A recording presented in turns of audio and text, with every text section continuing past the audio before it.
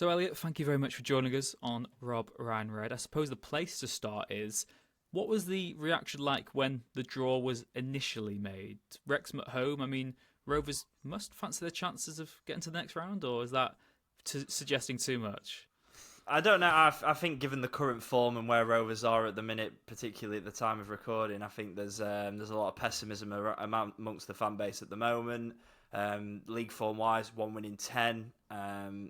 Problems in the transfer market with cash flow and all boring things in India that I don't need to bore your listeners with. But yeah, the mood around Ewood Park is not great at the moment. It's fair to say they could definitely do with some additions in the January transfer window to try and lift things ahead of Monday. I think, going to have one in, hopefully, for the game on Monday, which will be a nice boost for Rovers. But yeah, I think just a sense of occasion, far better. They obviously played Cambridge at home in the last round.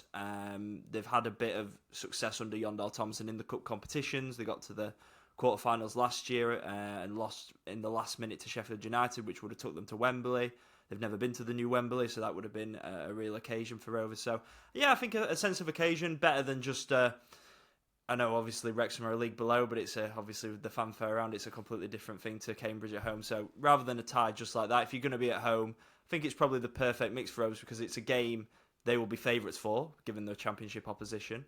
But also, it's got a bit of a sense of an occasion to it.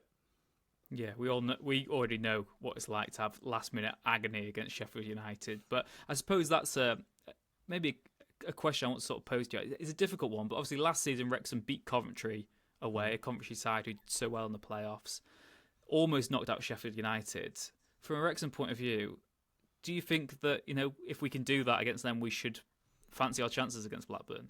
Yeah, if I was a Wrexham fan, I would be absolutely buzzing for this game because you're going to go be. I'm sure it's a new ground for a lot of people. There's going to be 7,000 in the away end.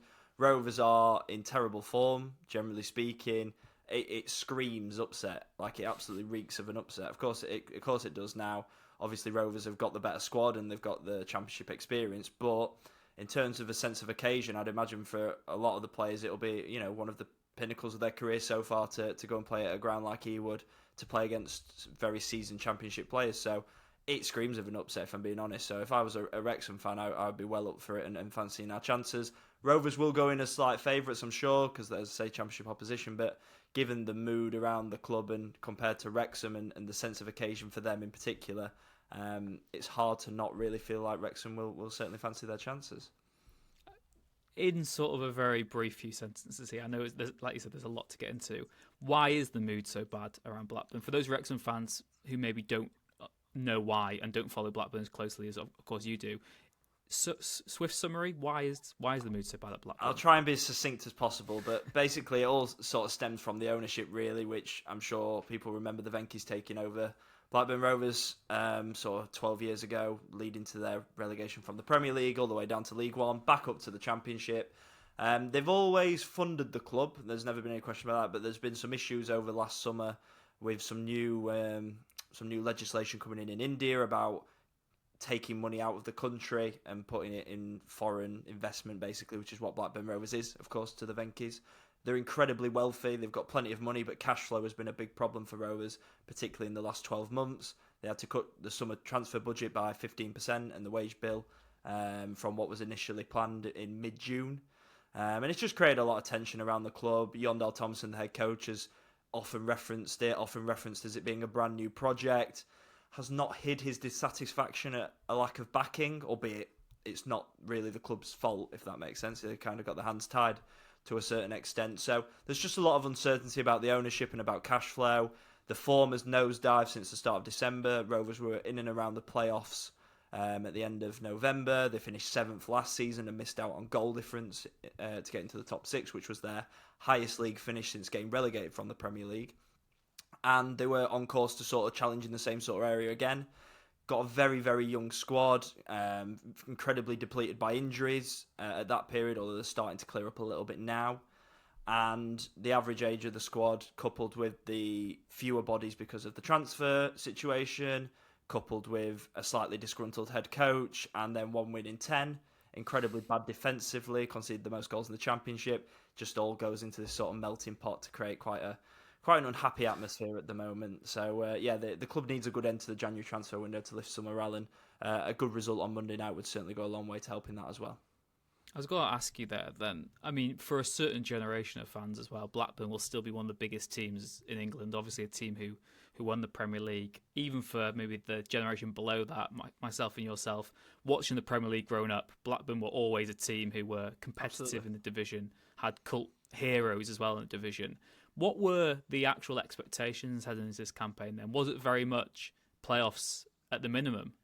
No, I think, well, the CEO, Steve Wygott, did an interview just on the eve of the season and basically said the aim was to stay up and develop young players. The academy is Blackburn's best asset by a country mile. That is how they are going to try and adapt this player trading model. That's how they're going to be try and move sustainably, because obviously the financial fair play rules in the Championship are pretty stringent. So a club like Rovers, currently losing 20 million a year roughly, needs sales, needs a conveyor belt of talent. They have still got a Category 1 academy, which is credit to the owners, because that is not cheap to run for a Championship club, but it has bared a lot of fruit.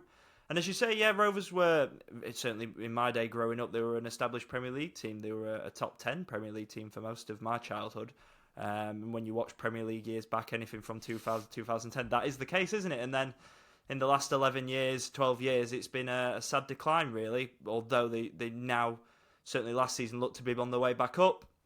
Under Yondal Thomason, who's been a real breath of fresh air in the large part, if you sort of notwithstanding the last 6 weeks or so, he's been a bit of a revelation, to be honest, coming into the club and getting them above their station in terms of probably the wage bill, the natural probably ability of the squad before he came in. So he's done a really good job, although fans are probably not feeling like that at the moment. But yeah, it's just a tricky situation for Rovers at the minute. As I say, expectations were, I think amongst the fan base, a top 10 finish, you'd have took that given all the problems in the summer. Ben Berreton Diaz leaving, Bradley Dack getting released, cutting of the budget. But to be, 18th in the league, I think they are now, to have conceded the most goals in the league, to have conceded the most goals from set pieces. There are mitigating factors, but it obviously doesn't help when you're watching your team lose consistently on a Saturday. I was going to bring on to the next point. I think you've explained it pretty much anyway. I don't like going into the whole we've got more fans than you debate, but obviously Wrexham could very well have more supporters at the stadium on Monday night. Sold 7,000, sold at the away end. Blackburn sales rumoured to be sort of in the 5,000 mark, might pick up again before Monday. Why is that the ticket sales haven't maybe been as we'd expect from our point of view? I mean, when we played Coventry last season, the stadium was still half empty and we had a great away attendance. Is it ticket prices? Is it just the mood around the club? I think that will pick up significantly. I would say that first and foremost. There is a bit of a history of Blackburn fans, particularly like it soars towards the end because obviously you've not got season ticket sales and things like that in taken into account. So that will generally be people that have secured their season ticket seat early, because obviously you have to do that by a certain date. I would very much expect still there to be more Rovers fans probably than Wrexham fans, but not by a lot probably, in fairness. And I think that's in part because of ticket prices is quite generally a deprived area, generally speaking, although the ticket prices are 15 quid, which isn't too bad at all. They were £10 in the last round, but given the commercial value, I suppose, of this fixture, it's fair that that's slightly increased. But yeah, there's just a bit of apathy with the club's hierarchy in particular. I think there's a real connection with the head coach, again, notwithstanding the sort of last 6 weeks. There's a real affinity with the players and all the academy talent that's come through, and loads of boyhood Rovers fans in the team. But there's definitely a disconnect with the owners, with the club's hierarchy as well. And it's just a bit of apathy around the club at the minute because of the current form. So I think, again, you chuck all those things together, and that's probably why people haven't rushed out to get their tickets yet. I would still expect that figure will significantly go up before Monday, pay on the day, and people over the weekend deciding they're not going to be grumpy and they're going to go to the game. Probably my prediction. I was going to ask as well in terms of what we can expect Monday night then. What type of team do you think Blackburn will put out? Will it be as strong as they can, or do you expect it to be, like you said, possibly a new signing being showcased, possibly some younger players getting an opportunity? How strong do you think Blackburn will go? I think they'll be really strong. To be honest, you say about the younger players that most of their players are the younger players in the first team anyway, so it kind of ticks both boxes. They only made 2 changes for the last round against Cambridge. They went really strong. You know, we were expecting like top scorer Sam Smodics to have a rest, started the game, played 90 minutes, scored a hat-trick. I think they'll go full strength, I really do. There might be a couple of tweaks Maybe the odd rotation for maybe Sondre Tronstad, who's the holding midfielder, who's one of the older players at 28. So that again, their oldest player is 28 in the squad. So there might be a little bit of rotation, 1 or 2 changes, but no, I fully expect them to go full strength. Conor O'Riordan is getting close to being complete. He's the centre half from Crewe, who you may have played against, obviously, this season already. He could come in and play at centre back if he signs in time.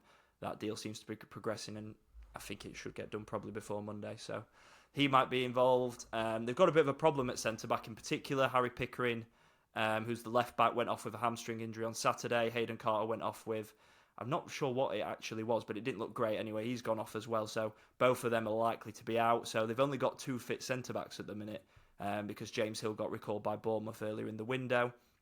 So O'Riordan is coming in and will be involved potentially. So they've only got Dom Hyman and Scott Wharton. So there's a bit of an injury crisis there. But yeah, they're getting some players back finally. They've had a lot of long-term injuries to some of their more senior players. Tyrese Dolan's been out for the last 2 months. He has done an interview in-house saying that he's hoping to be back for this game, so he'll probably be on the bench. Sam Gallagher's just come back from 4 months out. Joe Rankin-Costello's just come back after 3 months out. The goalkeeper's just come back after 3.5 months. Ainsley Pears, who'll be in goal, I'd imagine. Maybe that'll be interesting, actually. They might rotate and put Wallstead back in, but he's not been in the best of form, it's fair to say, before Pears came in at the weekend and did pretty well. I was going to ask you as well, player I'm not too familiar with myself, but Jack Vale, Wrexham born striker.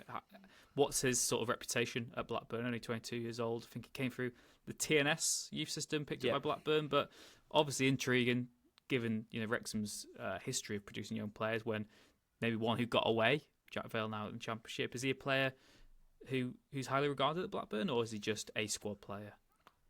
Well, he was on loan at Lincoln for the first half of the season. He sort of broke through last season and had a really good pre-season. Not obviously summer just gone, summer 22, and played a fair bit in the first year. Was very much the backup striker to Sam Gallagher. George Hurst they had on loan as well at the time and didn't really get a kick, so they were sort of rotating between them two as the second choice. And then he went out on loan in the summer, had an injury at the back end of last season, which took him off the rails a little bit in terms of his progression. He's not really involved at the minute. He's not played since he's come back from his loan at Lincoln earlier this month. I expect he'll go back out again before the end of January.